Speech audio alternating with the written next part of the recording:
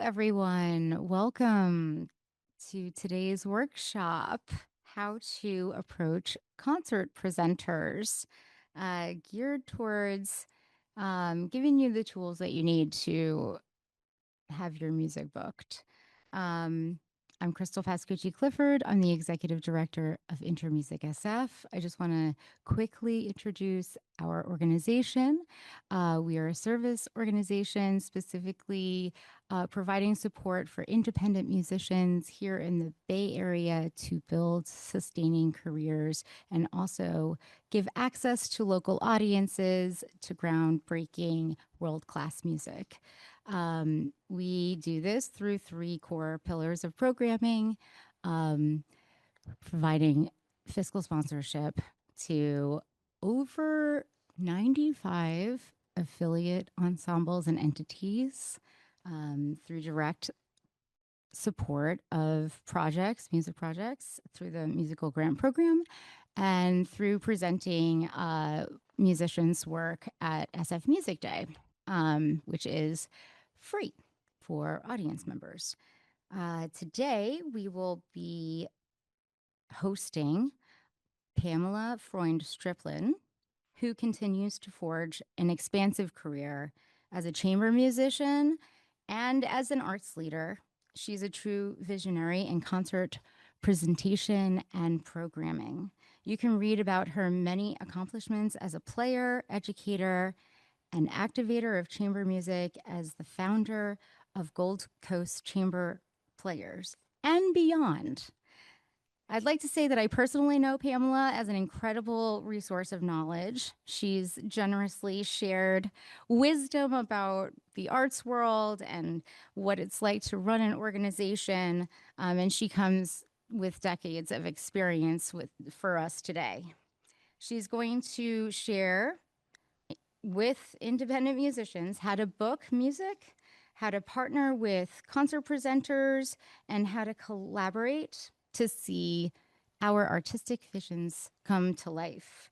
She's a treasure in our community. She's a past and present affiliate, and she'll be presenting a session at this year's Chamber Music Chamber Music America conference in Chicago. So check that out if you are able. And without further delay, here is Pam. Thank you, Crystal. It's great to be here. Thank you so much for the invitation. And thanks to Mark and Tyrone for all your support getting this slideshow going, which is, that's really challenging for me. I just want to mention that I started my chamber music series pre-internet. And when it ended a few years ago, we were doing mixed reality performances. So it's kind of a long arc that we've been doing. So let's see, the next slide. Yes. So this is what we're going to be talking about today. What presenters need, positioning your work, branding, goals, materials, some core tools that you all need, photos, EPK, which we'll talk about what that is, website, a pitch email, very, very important, audience engagement. Also, that's for most musicians a lot of fun because we like to play for people. And what can bring audiences back. Outreach with schools and community partners. And at the end, if you've brought any materials, or for those of you Zooming, if you have any materials you'd like to share for me to have a look at, I'd be really happy to do that. I know somebody shared something early on, and I'll probably get to that first. Okay, so online, how many people, can you have a show of hands? How many people are in a pre-formed group? Can you put your hands up? Oh, hey, Emily. Okay, a couple people, excellent. And how many are composers? Okay, yay. And they're not mutually exclusive, I know. Soloists, okay, okay. I have kind of a rough idea.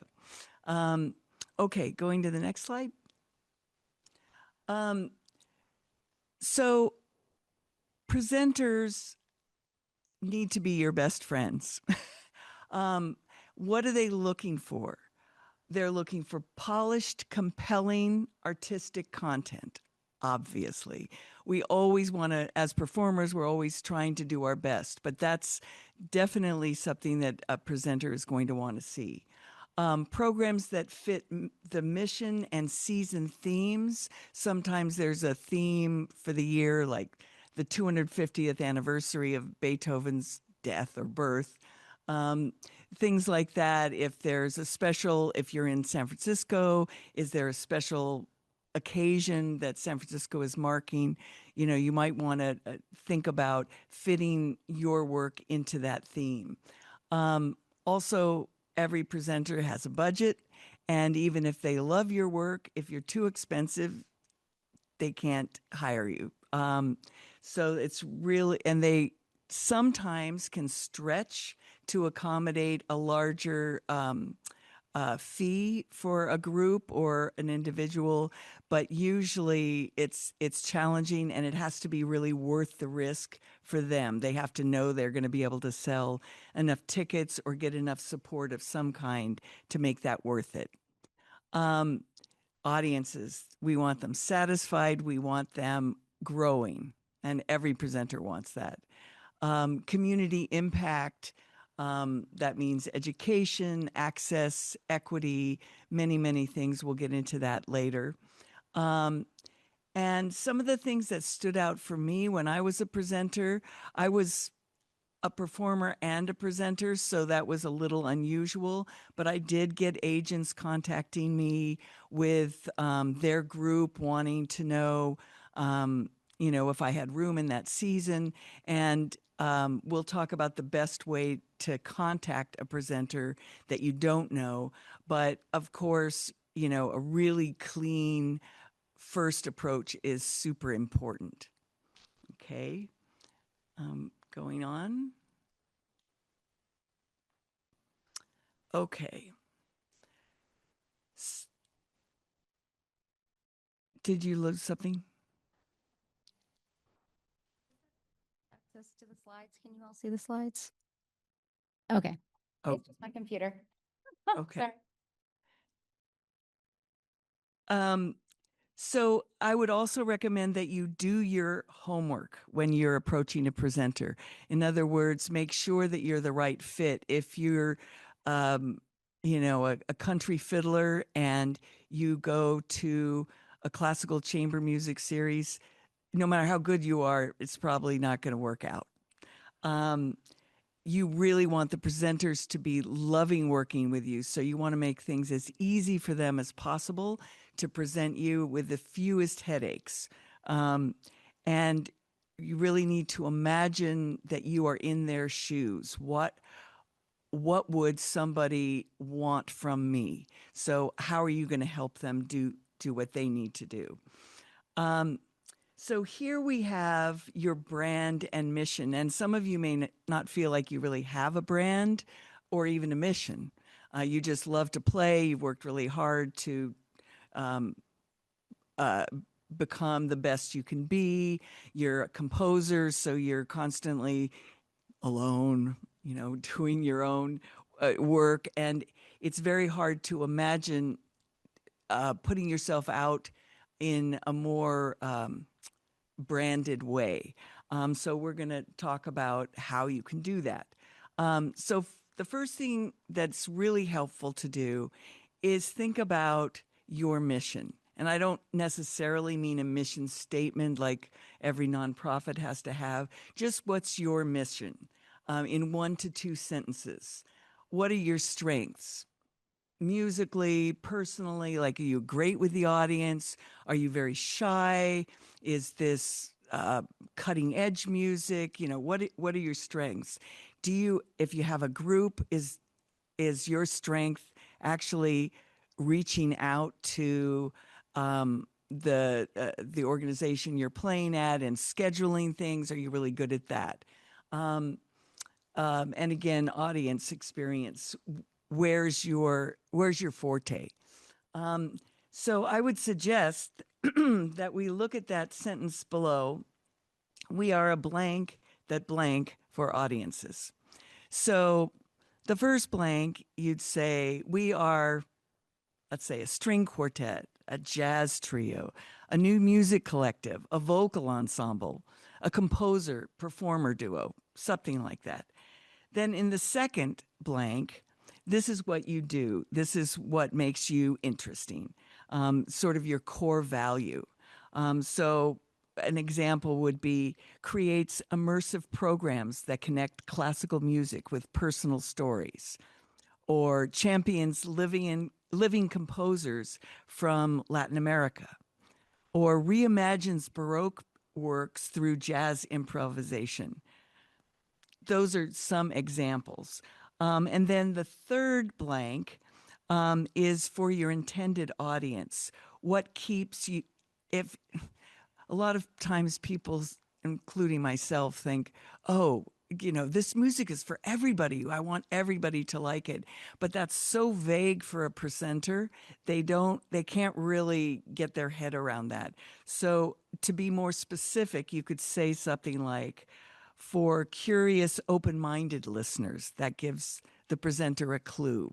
Um, for families and young audiences, another really clear clue.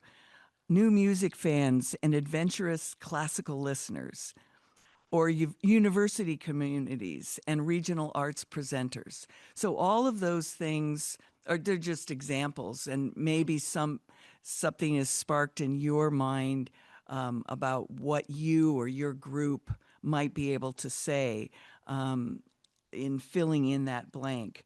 Um, and so putting it all together, an example would be from the collection I just mentioned. We are a string quartet that creates story driven programs about migration and identity for curious, socially engaged audiences. Wow. For me, like, I'd really like to book that group. That's really clear. It's very creative. It's a little bit different. Another example might be, we are a jazz trio that blends standards with music from the African diaspora for club, festival, and university audiences. Again, super clear. It doesn't mean you can't do other things, but it's really important to be specific because it gives the presenter a framework. Um, okay, going on.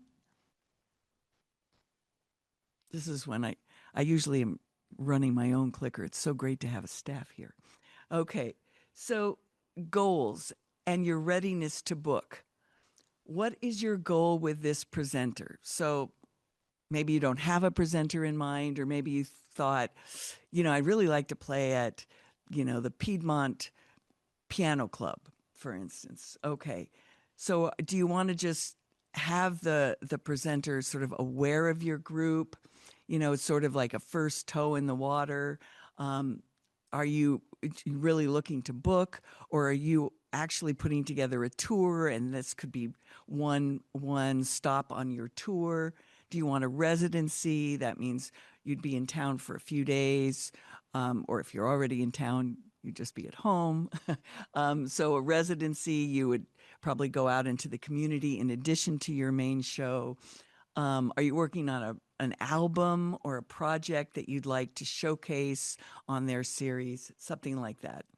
Um, and are you ready for that? Because you can want that, but if you don't have all your ducks in a row, it's really, really going to be an uphill battle. So, do you have your 1 to 2 sentence project description? Format, fee range, basic tech needs. Okay, format, that's just your group, jazz trio. Fee range, well, that's a little trickier. So, if you're just, let's say you have a group of 3 people and you each want to make $300, and then the leader's going to get 150 extra dollars. So that's your minimum, let's say. But let's say the presenter says, well, I can give the group $500. Could you do it for less? And why would you do it for less? Well, maybe it's exposure for you. Maybe you really want the chance to perform and you've got the time in your schedules and it's more important to play than sit at home. So um, that can be your sort of bottom line, and you need to know that go before you contact anybody. You need to know how low you can go and what you really want. So if you'd really like $1,000 a person, that's 3,000 plus another 300 as the leader. So the that's a really good starting point. Um, so you should always ask for what you think is the right fee, and it's hard to determine that sometimes. People used to tell me, oh, just look at the union rate.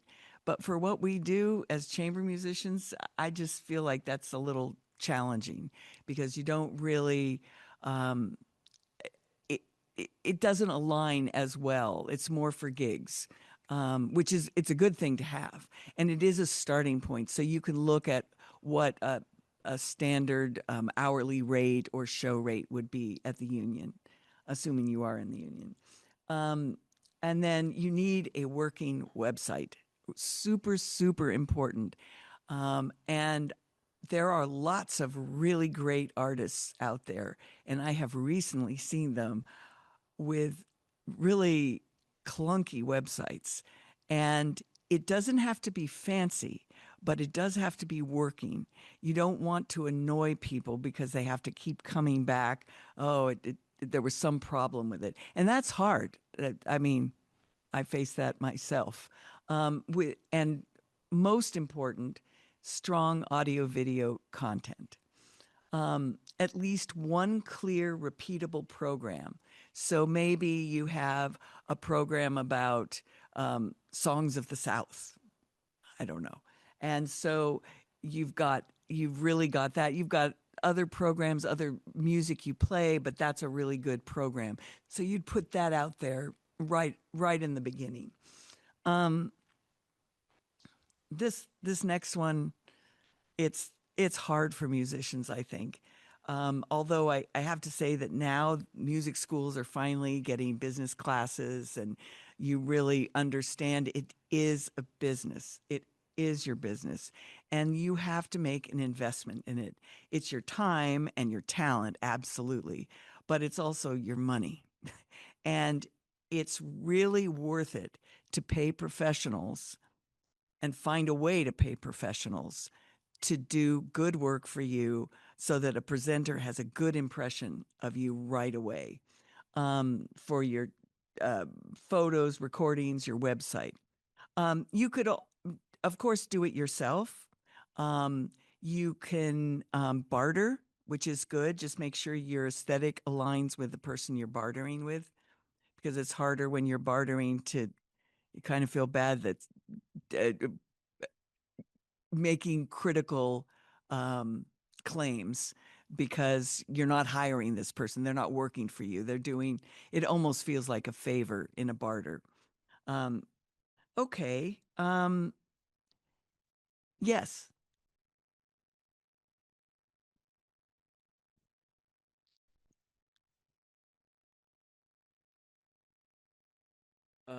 Just from my experience with working with Music Day, I feel like part of the format, would you think that having a preformed stage plot might also be a part of that? Oh, yes, absolutely. Because Absolutely. that's something I've ran into a couple of times, and I'm just, I feel like that might be I've put it on my personal checklist, like make a stage plot. You know what I mean? But And you have multiple venues for Music Day, right? yes, So, and that's going to be part of what we talk about with the EPK, but you're more of a presenter yourself, in right? that case, yeah, Yeah, 100%. so absolutely. A stage plot or your setup, absolutely important. What do you need? We'll get to it later, but do you need chairs? How many stands? Do you need a mic? Do you Yep, need an amp? All that stuff. cool. Yep, Yeah. awesome. Thanks, Mark. Yep. Oh well, sorry, y'all.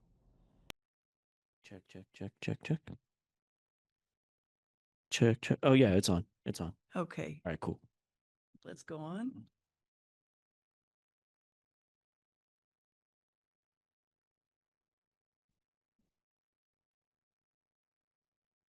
Oh, while the next one is coming up, quality visuals and clear identity can outweigh a short resume. So if you're feeling like, I really have only played a few gigs, um, if you look like you've got your stuff together, you're going to make a better impression than a long resume that without the clear photos and videos, things like that. Okay. That is the next one? Oh, so it is. Okay. So, yes, first impressions. It's very trite, but it is true. You never get a second chance to make a first impression. So, your first impression with a presenter is super important. It's much better to wait until you're ready rather than give a sloppy first impression. And by sloppy, it could be a visual thing, like you send some video. Well, my friend shot it on their iPhone and see what we do. I wouldn't do that. Well, it depends on the situation, but I don't think that's a good first impression. Um, it could also be sloppy, could be just an email. Hey, I've got this band together and I'd really like to play on your series. How about, that's not a good first impression.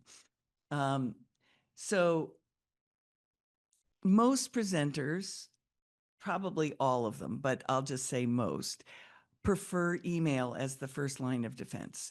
Don't call them up unless you know them personally. Don't text them. I know you can do that later if it seems appropriate, but write a clear, concise email. And that is something we're going to go into in a lot of detail in a minute.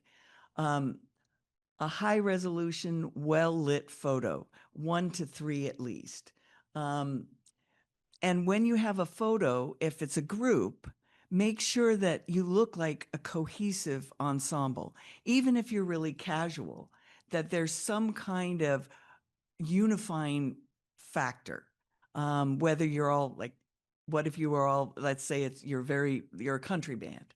So you're all wearing cowboy boots of the same color, but the rest of you is one color. If you're a classical string quartet, you could also be very casual, but you have maybe something sort of that brings you together. Maybe if you're a man, you're wearing the same kind of tie, something like that. And it doesn't have to match. It just has to look like this is intentional. Um, uh, and professional dress and language can be generational. And what I mean by that is if you're coming to a presenter who is, let's say, 70 years old in a hoodie, it doesn't make the same kind of impression it would be if the presenter were 25 years old, because we just dress different. When it's a different generation, the expectation is different. So make sure that even if you're comfortable in what you wear at home and you think this is a casual meeting, doesn't matter, it does matter. And it's always better, in my opinion, to be a little more dressed than is called for, because you look like you're respecting the situation that you're entering. Okay, and I already said the bottom. Okay, so what's in your toolkit? So an EPK is an electronic press kit. And in the old days, we used to have like paper press releases, and I would either mail them with photos to people and with it was a lot of work and expense. And then I got a fax machine, and then I'd fax it to all these people. And now, of course, it's so much easier. So electronic press kit. You need to have a short and I do mean short. It's super hard to do that, I think. 30 to 60-second highlight video. 1 to 3 performance videos if you've got them. Just to make multiple videos on in your press kit. It, it don't do it if you don't have quality materials. Just if you have them, 1 to 3 is good. Each member of your group or just yourself should have at least 2 bios, a short one, 60 words, or a long one, 300 words. And, with AI these days, go over the word count, make sure that you've really got it, make sure it makes sense, that it's proper grammar, that sort of thing. High-res photos, program descriptions, titles with timings is really helpful for presenters. The whole program length, but also if you're doing 3 pieces, about how long each one is.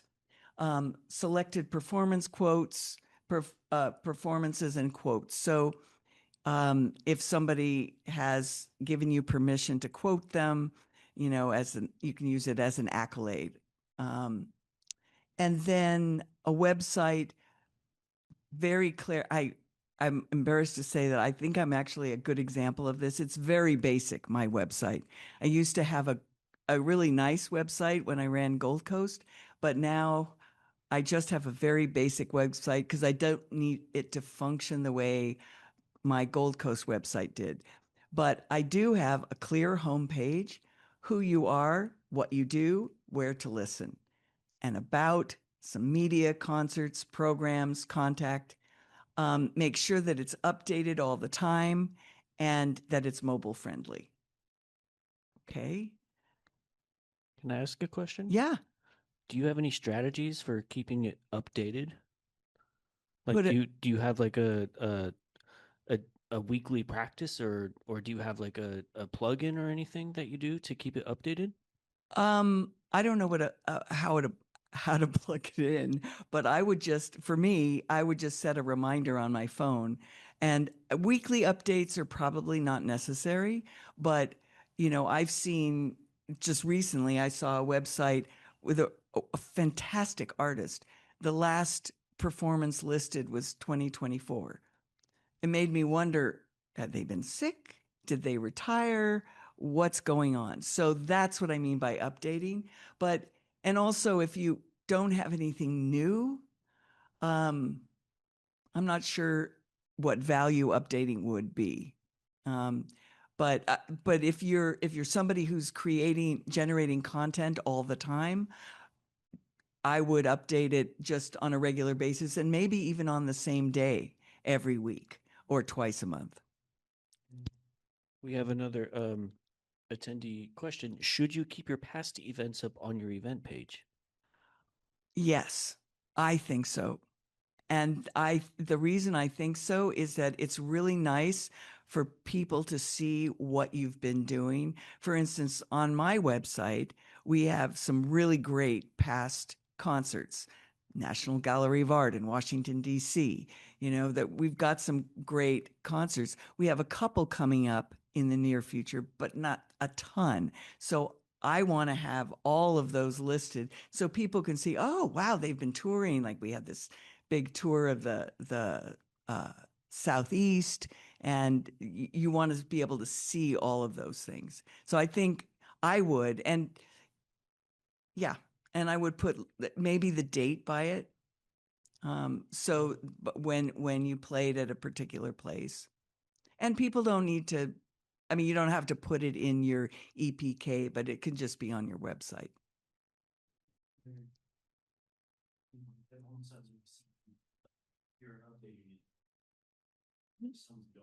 Yeah, that's true. That's true. And sometimes you want, let's say you've had a personnel change in your group, you could still keep the video that was so good with that person who's left the group. And you could say it's an archival video, and then a new video is up. Yeah. We actually have another question. Mm-hmm. Uh, do you need to put the amount of followers that you have on social media, or, you know, like, do you want to advertise or keep visible, like, how many people are subscribing to your channel and stuff? That's very appealing to some presenters. Um, I'm not sure where that would go on your website. The question is for the EP. Oh, for the EPK. EPK? Um, yeah, I would put it in there. Um, if you have a group, I would put it in your group bio. Um, and then if the each member of your group has a bio with it, then it's at least listed. If you're just an individual, yeah, I would put it. I would put it because people really respond to that. Interesting. Okay. Okay. So I think there's a handout that we have printed for those attending in person, but we have, I think you're going to email the template. Is that right? Um, so we're going to look at this email structure, and then I'll go through it with using myself as an example. So subject examples. Put the name of your group, program title, for, and the series or venue. You know, again, Piedmont Piano Club. I don't know why I'm focusing on them, but anyway. Or another example is program proposal for 2025. So you putting a specific season.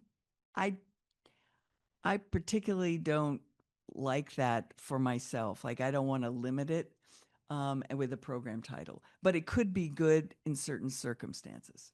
And then in the body of the email, who you are, 1 to 2 sentences, the hook. Now, this is where you have to do your homework. What you propose and why it fits them. So you have to know that you've got an amazing pianist, because that's why you want to come to the Piedmont Piano Club or whatever it's called. And that is one reason you've been really hoping to try out one of those Fabiola pianos at the venue. Um, then if you've got any awards or like really cool places, oh, you just did your Carnegie Hall debut, that would be good to put. Um, any awards, you just won a competition, um, any collaborations, oh, we just partnered with Intermusic SF for a great outdoor event at, where are we? Oh, Yerba Buena Center. That would be something fun.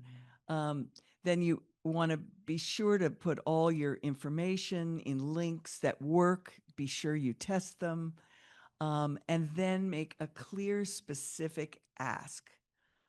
If you just sort of hand people your stuff, it's really hard for them to know what to do next. They go, "Oh, that looks good," or "I'm not so sure," but oh, a clear, specific ask. Would you welcome a short call? Can I send you more details? Something like that. Just some call to action is really important. Okay, then we're going to go to my example. Okay, so my subject line is concert proposal, and the name of my project, Cultural Crossroads, Dvorak in America. And I'm writing to the presenter for Cal Performances. And her name is Katie Tucker, but I'm not going to write, "Hey, Katie," or "Dear Katie." I don't know her. I've never met her. This is a cold email. So, "Dear Ms. Tucker," and I identify myself. So my intro, a very brief sentence about my, well, it's not so brief, is it? About my project. Um, I'm violist and curator for my project, a multimedia chamber concert highlighting the Black and Indigenous influences on Dvorak. Okay, so immediately, if somebody says, "Oh, that sounds cool," they're going to really want to keep reading. If they already say, "Nah, I don't like it," you're going to save them a lot of time because they quickly get the hang of who you are. I'm writing to see if this program might be a good fit for Cal performances. And then I say that this program pairs Dvorak's American chamber works with the spirituals and Native American melodies that informed his writing. And I like bullet points myself. I don't know if everybody does, but I really like them because I can easily, as a presenter, just go boom, boom, boom. Oh, that's what it does. Okay. I don't have to read this big body of text. And I think that's only getting more common that people don't want to read a big paragraph of text. It also explores how cross-cultural and encounters race and nationalism that shaped Dvorak's American voice. And the project is also a natural fit because Cal Performances is set on the Cal campus. It's a natural fit for a university series, opening familiar repertoire to new perspectives and inviting both campus and community audiences into a shared exploration of American identity through music. So that's a mouthful, but it actually tells them, okay, it's not just for the students on campus, it will be attractive to the wider community. And then on the next slide, we've had particular success with university presenters, including Duke University, Eastern Illinois, and Clemson. And then I have a couple of short quotes from two of those presenters. Then I have my quick links. Then my call to action. Would you be open to a brief call or email with our booking agent to see if this might be a good fit for an upcoming season? And you see, I didn't say for 26, 27, 27, 28. I just said an upcoming season. And then at the end, I have it's really important to have all your contact information in the signature. So don't just write your name. For sure, your email, although they will have it, of course, because you just got the email from them. Okay. And so the call to action is part of the template, right? Like Yeah. that's always the same. 'Cause that, Yes. And what I would say is if you start doing this and you find you've done that a few times and you're getting no response, I would put the call to action earlier because it's not a lengthy email. It shouldn't be too long, but it might be a little bit long. I would probably get rid of the testimonials and I would put the call to action earlier. I would want for sure to keep my hook because that's what's going to get them interested. And this is just the testimonials are just really reinforcement. Um, so I would sort of see how it goes. I put it at the end. Um, yeah, in this case. But like I said, if I'm if I'm sending out 25 of these and nobody writes me back, I'm going to change because you have to change. It's not working. So do something else. And that would be the first thing I would do. Um, and I might actually even say, would you be open to a brief call next Wednesday or next week or something? Be somewhat specific without boxing them in. Um, yeah. Okay. And then the follow up. Now, the last thing you want to do is annoy a presenter by saying, hey, I sent you an email and you never got back to me. You really don't want to do that because there's a million reasons why they might have not gotten back to you. Maybe they didn't see your email. Maybe it went to spam. It's just, you just really never know. So wait about 2 weeks. I have trouble waiting that long. I don't usually wait 2 weeks, to be honest, but it's a good idea not to. I give them a chance to respond because they get a million emails. And don't follow up a whole ton. make sure that you're very concise and confident, but not apologetic. Oh, I'm so sorry to bother you. I know I know you get so many emails. Make sure that it's, uh, I'm really hoping that we grabbed your attention, and I'd love a chance to tell you more, something like that. If they respond no, be sure to thank them. Don't just let it sit there, no. Or if they say, well, we can't do it, but this other presenter might be interested, make sure that you thank them for that information. I'm sorry it's not a fit for you, but really appreciate this lead. And then if you have a different project, you can say, this is a little tricky, I think. Well, if this one wasn't of interest, how about this one? You could try that. Or is there a better time when this would work better in your season? Okay. I actually have a quick question. I'm just curious, like, do you think that presenters want to be invited to upcoming performances? Totally. Absolutely. So should you like include an invitation to an upcoming? What a good question. I, uh, I bet you knew the answer to that when you asked the question. Yes, of course. Yes, yes, yes. From personal experience, yes. But from like a, full-time presenter mode, it's like, no, I don't have, what do you think we have time for? I don't, It doesn't can't see matter it, but yeah, if they okay. don't have time. That is not the point. The point is, who doesn't like to be invited to something?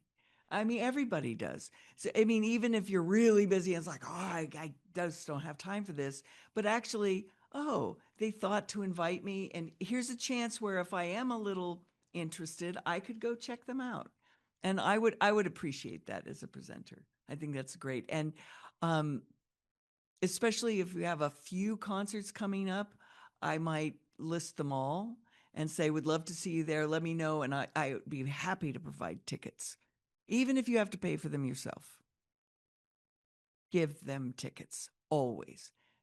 And never hope just because they're rich that they're going to buy their own tickets. It's really not the way it works. I mean, you want to be as generous as you can. Yeah. Okay. I think this is all pretty obvious to most of us, but why audience engagement matters. Presenters, like if you are presented by an organization and the presenter is at your concert, which they don't always come, which is a little weird to me, but they hire you, but then they don't watch you. But anyway, that has happened to me. But they do watch how their audience responds. I actually recently had a weird experience at the National Gallery because the presenter, right before the performance, came up to me and she looked really upset. And she said, people have been lining up for like an hour and a half and they can't get in. It's oversold. And I'm like, this is a problem. I mean, this is a good thing. So, and so I said, oh, I'm sorry. She said, this has never happened. And well, that's great. I'm so glad so many people want to come to see it. We'd be happy to come back, that sort of thing.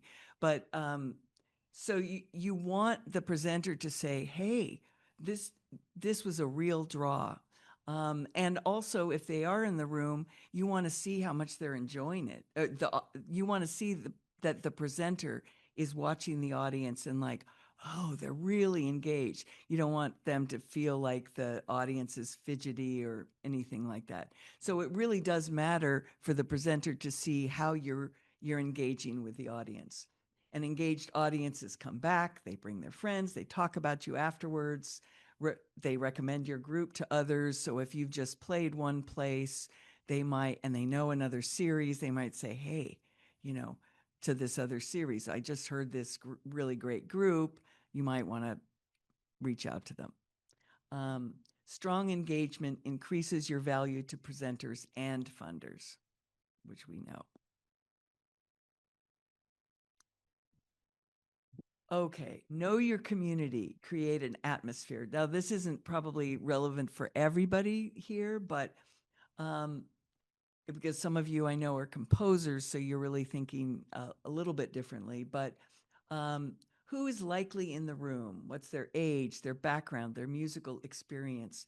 You know, if you're going to a senior center, you want to make sure that you're speaking up clearly because hearing goes when you're aging, and it's a real issue. So make sure that you know who you're performing for.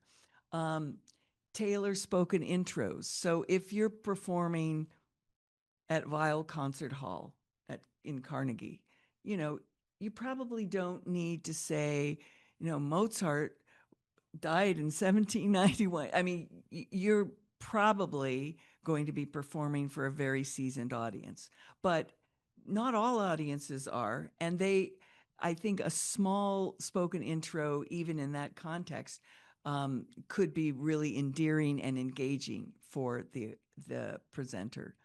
Um, Make sure that the audience feels like they've gotten to know you by the end, either by the way you perform, if you tell a short, genuine story, and why this music actually matters to you.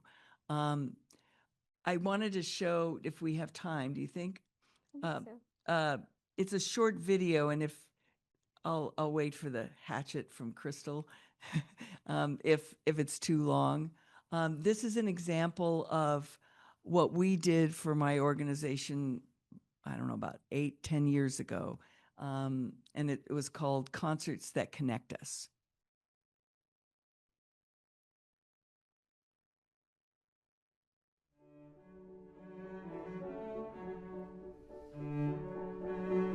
It's called chamber music.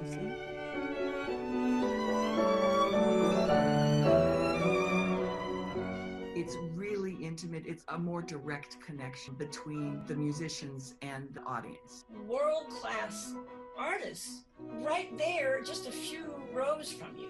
We share the music together, and that's just a really beautiful opportunity. You don't have to go down to the Peninsula or San Francisco to hear first-class performances. It's right here in Lafayette.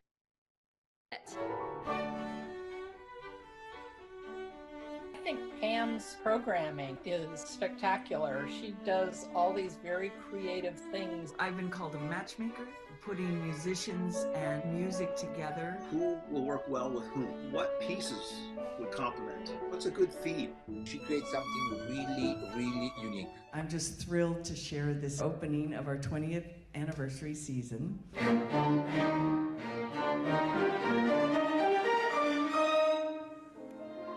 My objective is to create a total experience. We have a pre-concert talk, after parties where you get a chance to meet with the musicians. I love the idea of partnering with them and bringing their world-class music into this space. Pamela brings the intersection of the visual arts and the musical arts together.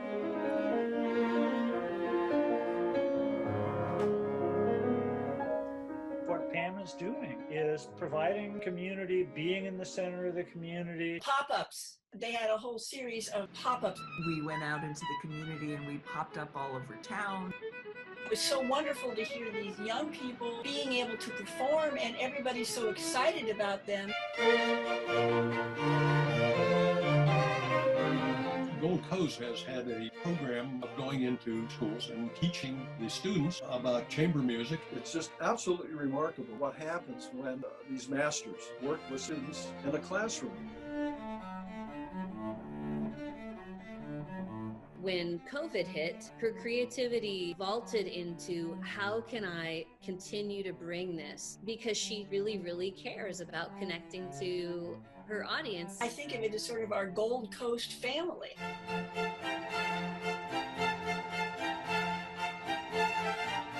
The goal of the music is to put together the people. Musicians could be great on stage, but also with the friends, with the food, with wine. You share with them really something special. the value of what they bring is priceless. In order to be accessible to the community, we have to keep our tickets affordable for all. We rely heavily on donations and grants. We've been supporting Gold Coast from the minute we found them. It's such an invaluable resource. We have to sustain it. That's why we're donating. I have a great deal of gratitude to the series and those that support it, the community. And it makes our community a better.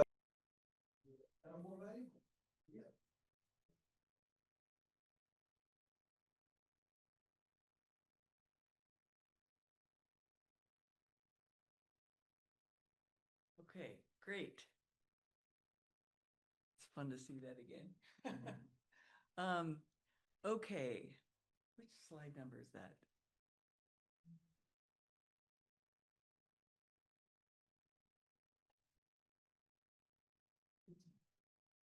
Okay, great. Okay, connecting before, during, and after. So during the concert, you usually don't have a Q&A, although I have seen it work. If it's a very casual atmosphere, you know, just to be how many people have heard blah, blah, blah, you know, you can reach out into the audience. And then make sure that when you're performing, you notice who is especially engaged or moved and see if you can sort of keep that in your mind and circle back to them. After the concert, anyone who approaches you is a potential super fan. You know, it's really hard, I think, as an artist when you perform and you're just sort of when you're finished, you're often sort of speechless because you've just put out all this artistic energy. And a lot of times it's just easier to say, oh, thank you for coming. But see if you can engage with them in some way. You know, oh, which piece did you like? Or what was it? Did you notice when something happened? You know, any form of actually engaging with them further. I think sometimes you forget how much people, you know, they've been watching you for 2 hours. You know, it's nice for them to get to talk to you. And then afterwards, any kind of audience event, we used to have after parties in private homes, and that was super fun. Receptions, you know, we had a petting zoo once with instruments for people to try, themed nights, and question and answer from the stage. So all of those things, you know, get more people engaged with you in some way.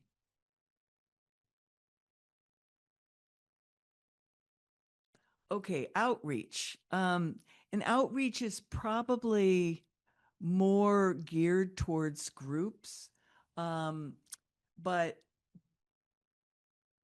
it's really important to start with your why. Like, why are you going into the schools, for instance? What is your priority? Do you need the money? If there is money. And that's something we'll talk about. Do you need a chance to test your repertoire? We used to do that a lot. We'd go in and it would sort of be our dress rehearsal, and it was great for the kids in the schools. And then for us, we got a chance to, you know, get a little bit of, it was an easy crowd sometimes. And it also, it's important to know how important community impact is for you, and are you trying to generate more audiences for your group? You have limited time and energy. How are you going to spend it? You really have to focus on the areas where you have the most potential for success, with a clear benefit for the community and or your group. It's really hard to be a pioneer everywhere. I have done that, and it's really challenging. So it's much easier if you partner with an existing infrastructure whenever possible. So if it's an ongoing series that you might be able to play on multiple times, whether it's there's a lot of examples of ways to partner with people that I think we're going to get to in a minute. Okay, schools. I don't want to discourage anyone from going into the schools, because going into the schools was one of my favorite things to do, but it is not as easy as one would think to get into the schools.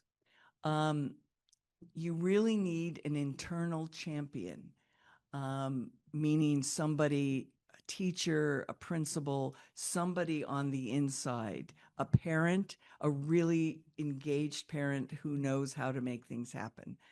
Private schools, they often have more resources, so they might be more open to your group coming in, but they also might have a lot of cool things going on already. And so you might not be as unique in that way. In the public schools, you could start with targeting schools with music programs. Build one-to-one relationships with the teachers, super important. And then you can ask about the teacher's needs, like what are you working on? And you could go in, whether you did a workshop with the students or there's any number of things, but if you know what they need, you can more easily address what's going to get you coming back. And then also sometimes you can get a grant. We got grants from the California Arts Council for one of our educational programs. And that was really helpful, not only because then we could do the program, but also that built our general budget up for the organization, which was good, which was really helpful. And these are, I think it's getting a little long. I'm just going to go very briefly. These are the 3 programs that we did: Topics and Tempo, Sneak Previews, Musical Mentoring. And all of them were, I think, pretty successful. And it raised the awareness of my organization. For me, it got me new private students. We got several donations that were linked 100% to the fact that we went into the local schools. And then, of course, the students would come to the concerts and they would bring their parents. And even if it didn't happen as often as I thought it would, it still was a really wonderful way to enrich the community.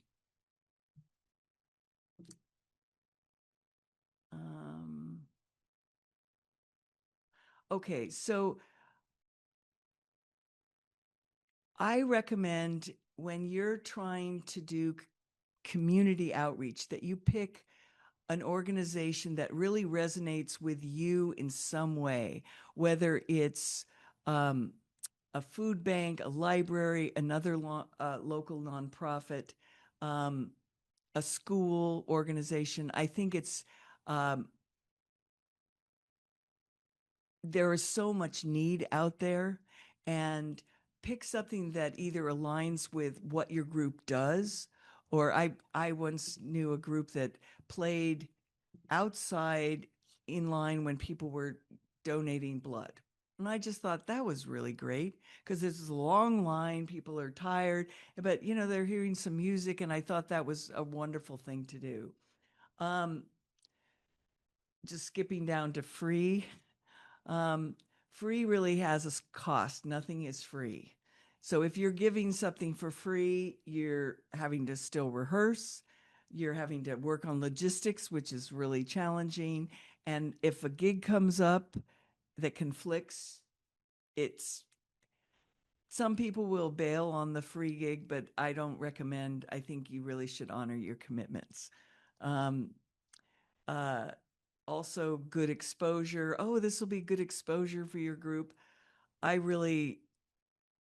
have rarely found that the people who approach you wanting to get your group to play for free for exposure will really lead to anything but more asks for, can you do this free thing? And which is fine. I donated so much to the community, but at a certain point, the good exposure line falls a little flat, I think.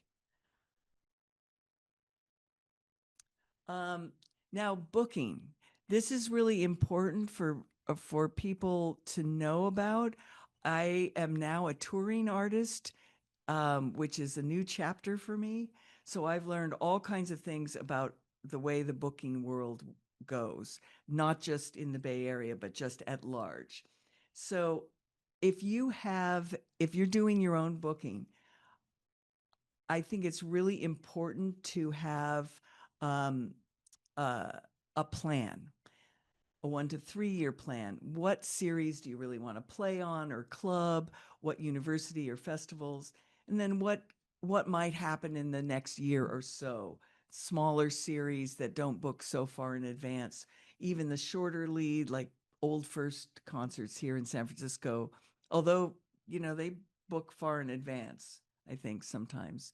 Um, so being your own booking agent, you have to do your own research, you have to create a pitch, you have to negotiate your fee, and you have to advance the show. And what that means is when you get to town, to the new location, you have to work with the presenter or the teacher if you're doing some outreach, and where's the hotel, all those things. When does the flight get in for everybody? It's actually a lot of coordination. And then the 4 Ps, which I got from Karen Kennedy from a workshop from Chamber Music America that I watched. And she has anyway, she called it the 4 Ps: planning, preparation, persistence, and patience. So without going into a lot of detail, I think that's obvious. Okay, venue shopping and booking log. This is a really valuable tool, I think. So venue shopping, how to find good fits for your group. Thank you, AI. It has made it so much easier. So you can put a search in for, you can just say series that program jazz trios, 100 seats, something like that. Make sure that you notice in all these millions and millions of venues, which is actually kind of, it's a whole new world. I didn't realize there were so many venues. Um, uh, just notice the genres that are booked there, the ensembles. If you're a new string quartet and they've only booked the Juilliard String Quartet and the Takach String Quartet, you're probably not going to get your first concert there. And the fee levels they typically present, because you can find that. And I will show you an example of that. Can we show that now? So here's my spreadsheet for my project, where you see, I know it's a little intimidating, even to me. So here are a whole ton of names. And the criteria was indoor only, 200 to 700 seats, a presenter that can pay 10 to 20,000, about $60 a ticket, engaged arts audience, similar programming like Silk Road. I hope we have that kind of career someday. Imani Wins, Kronos Quartet, just as a beginning point. So you can see that there are my comments, the website, where it is, what they've presented, and then the contact information, if you scroll down, all through there. And then they're color coded through, the best fits are on top, and then the yellow ones are good fits, and then it goes on from there. So can you imagine sending that many emails? That's a lot of emails. Okay. Okay, and then we'll go back. And then the next is the booking log. So really, a booking log, you just really need to track the information. And I can't emphasize that enough. You think you'll remember, and you just won't. So you have to write it down. And if you have a piece of paper or a document, like a Google Doc or something, that has it written down, all the criteria, you just plug in the information. Oh, I talked to this person today, the presenter, the venue name, contact person, and email, date contacted, and any follow-up, and your notes. It just doesn't have to be really complicated, but I do think it's important to have something, or, you could have a tablet, and that would be helpful. Yeah, Mark? If you're using this tracking sheet, are you using a mail merge to send out all these emails to potential presenters, or are you doing this individually? I'm doing them individually. And is that a choice that you're making? Yes. And why is that? Because everything to me is about personal.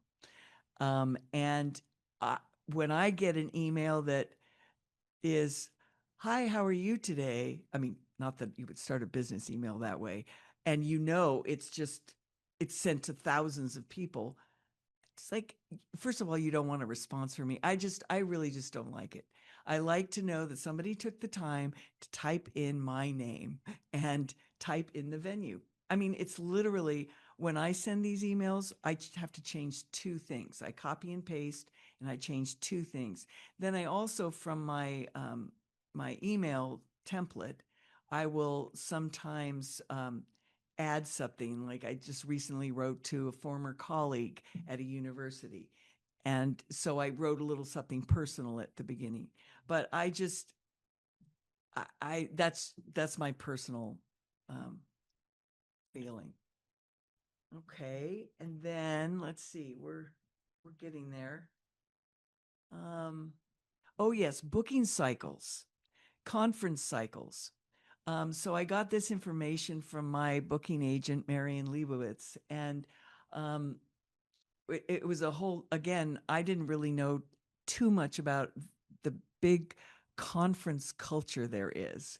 It is enormous. So from May to August is the time when you should be refreshing your marketing materials, all your photos, your EPK website, clarify programs, fees, availability, things like that. So if you have a group and you know that Emily is going on vacation the first week of March, last thing you want is to book a concert then, and you think, oh gosh, now we have to say, no, we're not available. Sorry. You really don't want to do that. September through January, that's when all the conferences happen. So 3 examples I use is Chamber Music America, which is in Chicago this August, and I'm really excited to present there. The Western Arts Alliance, which is in September, right in Oakland. So that's very exciting. And sort of the mothership of conferences is APAP in New York, which is in January. You can set up meetings. Showcases are where it's a paid experience. So you have to apply and pay to play at a conference, and presenters come and see your work. And there's a lot of networking that goes on in that period.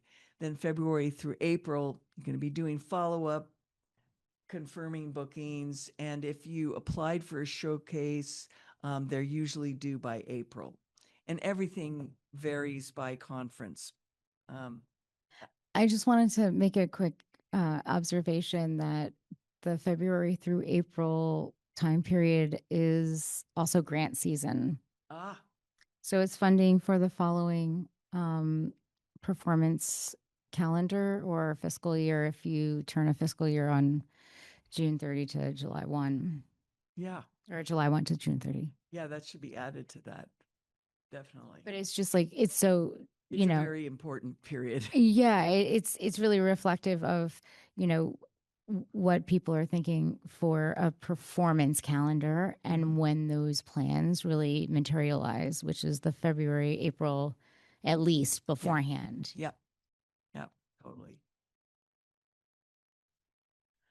Okay, so here is, I'm not going to go through this whole slide, but here are 2 examples of registration costs for the conferences. The top one in yellow is for Chamber Music America, and the other one is from Western Arts Alliance. And I will say that if you're a member, you will pay between 1/3 and 1/2 less. It is not cheap. For instance, yeah, and sometimes they're 3-day passes. So we've missed the registration deadlines for both these conferences, so we can't get the early bird. But for instance, for Chamber Music America, if you're a member, the 3-day pass, which really, if you're going to go, you might as well go to all the days, is $575. So it's an investment, and that's what we talked about earlier, that it's a business. And from my experience at Chamber Music America, you for me, I was just like a junkie. There were so many interesting things going on, so many performances to see, sessions to attend, just people to run into in the concert space. So it was really, really worth it. But it is an investment. So if you're going to decide to go for your group, you should probably decide who's going to go, who's the best suited to go, how are you going to pay for it, if the whole group goes, how do you split the cost, that sort of thing.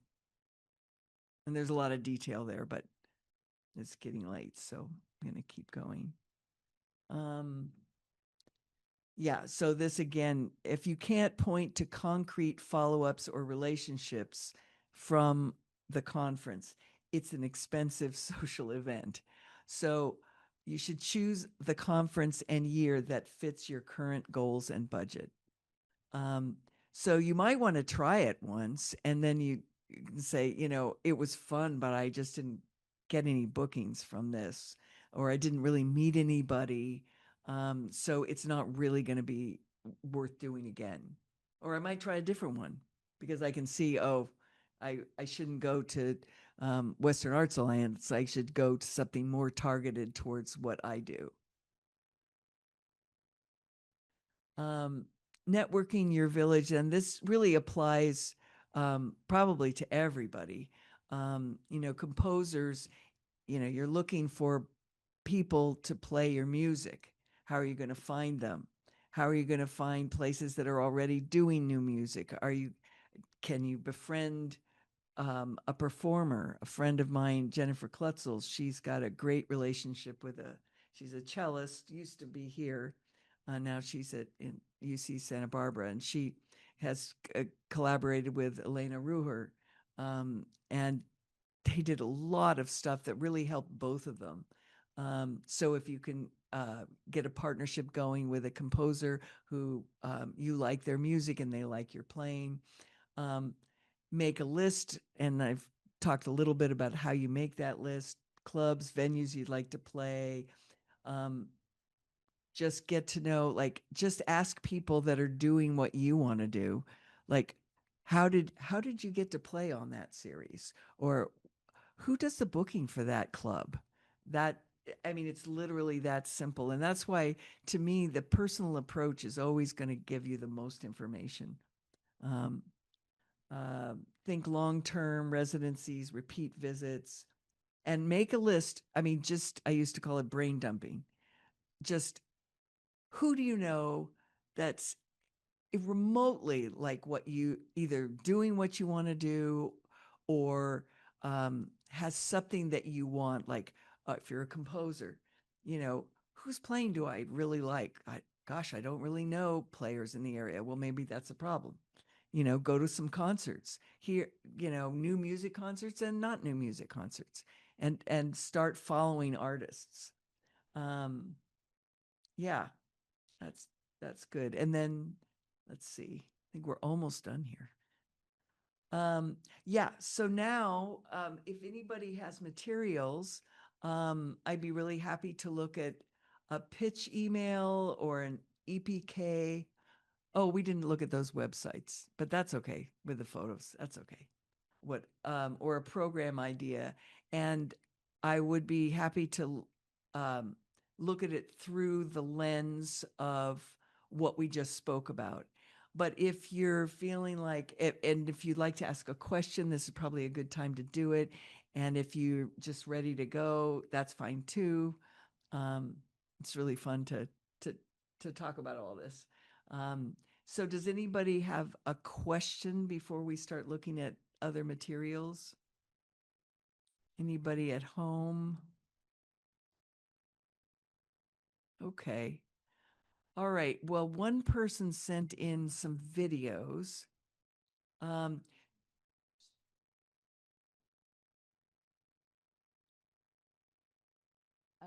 do have a question from the chat. Oh, Oh, a chat question. Yes.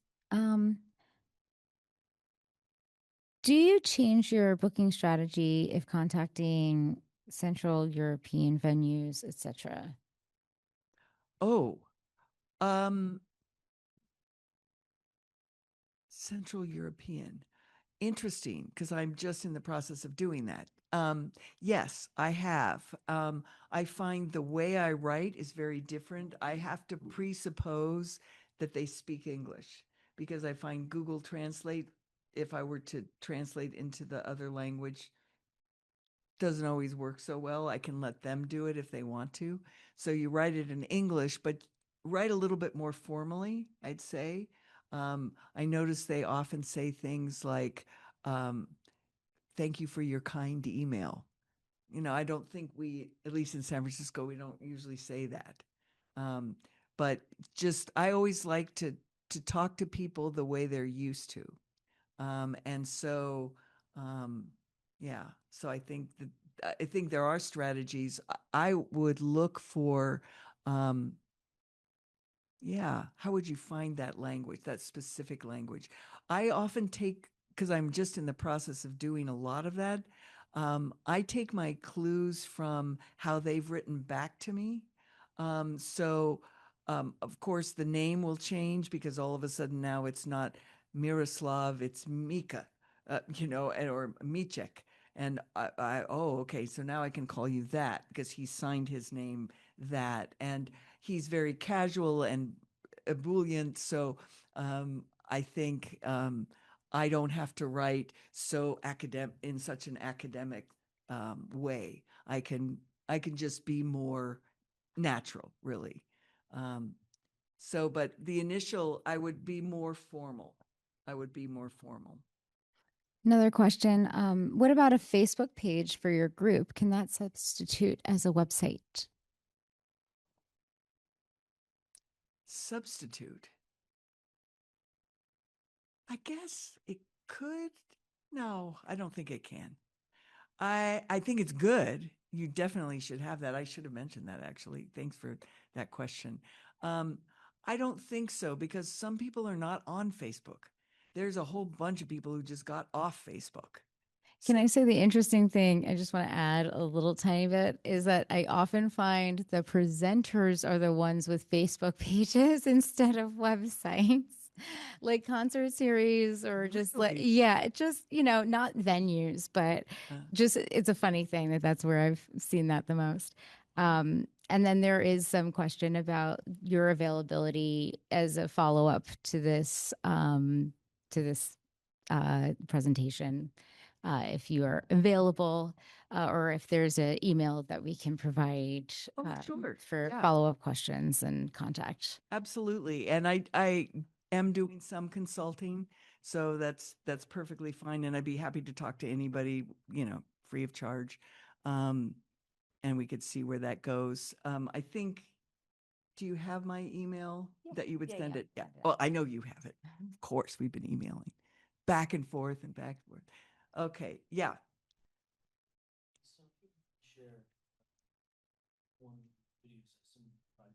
Okay. Great. And I didn't see the last video, but I'd like to see this. We can. I'm playing hooky from the day by day. I'm playing hooky. It's time for a change. I'm playing hooky from my to-do list. I'm playing hooky. Gonna follow my bliss. I've had enough of the stuff that the world keeps throwing at me. I wanna be free.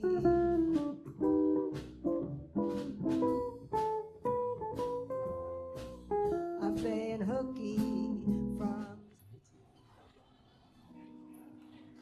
When I wake up in the morning feeling crotchety and mean, don't wanna talk to nobody till I've had my caffeine. Caffeine, caffeine. Well, it's by far my favorite man.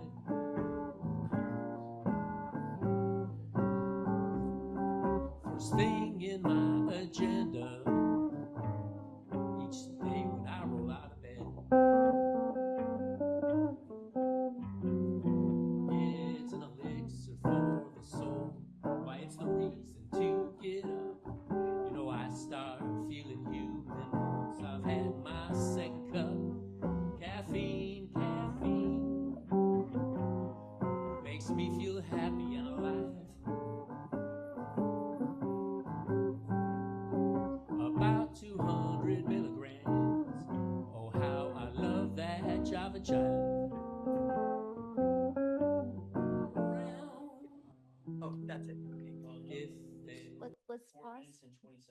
let's stop there because I think we can talk about it. Wonderful. Well, thank you for sending that in. It's really great to have a live example to work with. So my first question for the group, do we have the whole group here or Yehudit? We have participants, yeah. Okay, the whole group? Oh, I'm not sure. Just me. Okay, great. It's nice to see you. I believe we knew each other a million years ago. That's Yes. Right. Yep. Great to see your work. Okay, so what would you say, based on the materials we've just gone through, about your brand? Let's start with that. And it's okay, whatever. We're just starting where you are. How would you describe your brand or your style? Okay. Well, we're a jazz trio. We do all original songs in a jazz idiom. And who our audience is kind of a good question for me right now. Who would you like it to be? I would like it to be, I guess, people who would enjoy the songs and respond to the cleverness, and also people who enjoy accessible jazz. Okay, so you're going to be talking about you said a couple of things that are really valuable: the accessible jazz, people who are going to be listening, listening to the words and appreciating the cleverness. That's I think I would play that up in how I would focus my materials. And there might be a couple of ways you could do that. Okay, but let's move to the next part.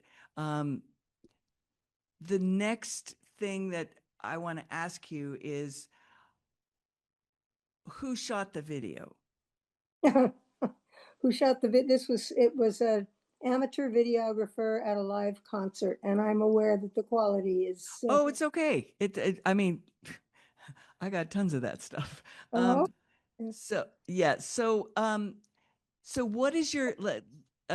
That's really helpful. So, what is your goal for your group? What are you hoping to accomplish?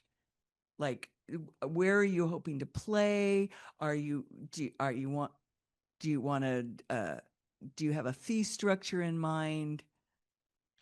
Okay, well, right now, we've basically played at one place and for no fee and tips and dinner. I mean, I would like to get to the next level of maybe being able to play places like Books and Borders or the Back Room, some of the smaller jazz venues in the local Bay Area. We're not looking to go outside the Bay Area. Well, right there, you've said again a lot that is really helpful. You want to stay focused in the Bay Area. You want to play in small clubs. How important is the fee to you? Not that important, I would say. I mean, none of us are depending on this for money. I think as I said, we've been playing because it was somewhere that we could get booked with no, because the booker knew us. Yeah. We've been playing at a club in Martinez where we don't get paid. We get free dinner. We get tips. We have not been able to build up as much following as I would like. And that's, partly a matter of promotion, but partly, I don't know. I mean, it's, I'm here because I would love to have some tips. There's also a limit to, just given the personnel in the group, there's a limit to what I'm going to be able to ask from them for moving to that next level. That's just who they are. The bass player probably do more. The guitarist is basically, he's had health issues. He writes the songs, he plays them, he's doing the best he can, and that's it. Yeah. Okay. Well, okay, so I might suggest that one of the first things you do is you identify exactly what you can expect from the rest of your group. Because if you don't know that, you really can't even make a plan. So could you even say, I would like to do 3 gigs for passing the hat by the new year? Could you identify something like that? And where would I do that? Would I do it at the same venue? Okay, let's just even say, let's do it at the same venue. Well, So, we've already got that. okay, okay. So getting- identify, yeah. We're getting Okay, booked monthly at that venue. We can, I mean, that's a bottom line. okay, so that's great, actually. So in that case, since you're going to be playing there, Possibly take the slide down so we could, I mean, oh, just so that I could see you, or like, oh, I see. I thought I was being seen. I don't know. thank you. Can you take the slide down? No, I Oh, mean, okay. good, you did. Okay. I can see you now. That's great. Yeah. Okay. Hi. Okay. So you have a golden opportunity. First of all, you're going to be performing on a regular basis, once a month. That might not feel regular, but it is regular. So I would every single booking, I would figure out one way that you're going to up your game in your materials, because it could be an amateur video, but I would say from what I saw, the way the text comes on the screen, I mean, I'll just identify myself as an older person. That's something I would probably do, but it doesn't look very professional. Okay. So I would say, do you know anybody who's better at that? That could put those, because I think it's great to show the names. I watched I don't think we saw it when we were just showing the video now, but there was one part of your video where you were responding to somebody in the audience. I would definitely have that in the video. Don't send such a long video. This is way too long. Again, it should be short. Because immediately someone's going to get the vibe of your group, and you have a very charming group vibe. You know, they've got some hats. You've got, tell me about your choice of the pink shirt. It's just a color I like. Yeah. Like to wear, and I guess because it's bright and it's, it's a color I often wear when I'm gigging. Great. So if that's the case, is there a way you could very subtly bring that in to your teammates, your bandmates? So like, could somebody have like a little pocket square? I know that they weren't, yeah, that's pink, or, a pink earring, or a wristband that's pink, anything. So that, yeah, something, that would make it seem more cohesive, because I liked that it stood out, but the rest of the group was very muted. And so in that way, I would say it didn't really tie together. So if I were you, I would make a plan. Like, how many months do we have? Like, have you played in April already? Let's see, we're going to play. You actually are going to play in April at a house concert that we're splitting it with another band. Okay, so every time I would, Oh, here's what I would do, is I would make a list of everywhere you're playing through the 26 season, or just through the end of 26. And I would identify one thing. Don't go too crazy, but just one thing you want to change that is going to move you forward towards the back room, Yeah. I have a quick question. So should you avoid overbooking in a certain area, or like what do presenters, you know, look for in your calendar and the pacing of your performances to maintain audience for their show? I think it really depends what Yehuda is describing. I think they could build a loyal following, and they could have, even if it's just 10 people who always come to your shows. I think that would be really wonderful, and that would be sort of your super fans. But for another series, like if it were my series, it wouldn't be a fit for my series because it's not the kind of music that we presented. But if it were Gold Coast and you had a group, I wouldn't want to book you every year because there were certain artists that would sort of come back from time to time, but it wouldn't work for me. Most presenters that present preformed groups, at least in classical music, they're not going to present you twice in a year for sure, and probably not every season, although some will consider it if you were a real hit.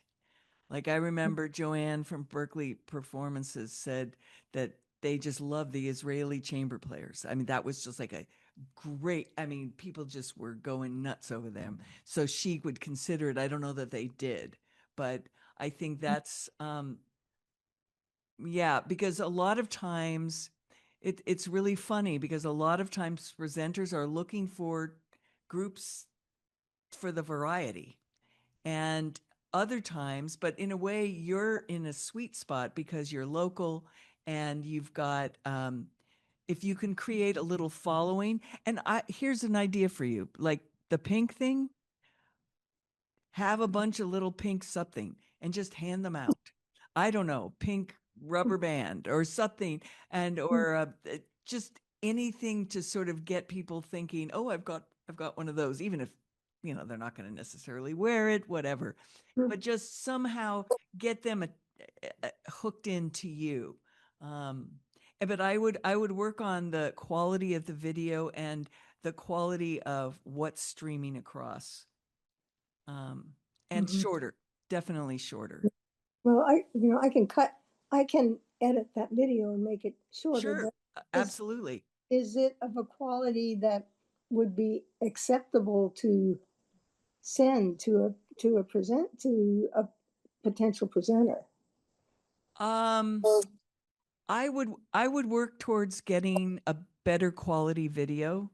I would work towards that. Whether that means you have to save some of those donations towards that, I would work towards that. I think we have to move on, but it was wonderful to see you and see your video. Great. Well, Thanks thank for you. sending that. Yeah. It's been very helpful. Great. Thank you so much to everybody who attended today. We will provide the copy of this video, the slide deck will be mailed to you, emailed, and also the sample email outreach. And any questions, we'll also provide contact information for Pamela. Thank you so much, Pamela, for joining us today. And thanks for everybody to join us. It's been great to have you here in community. It's great to be here. Great. May 20th is our next workshop with Lisa Mezzacappa for PR and marketing for independent musicians. Thanks, y'all. Yay.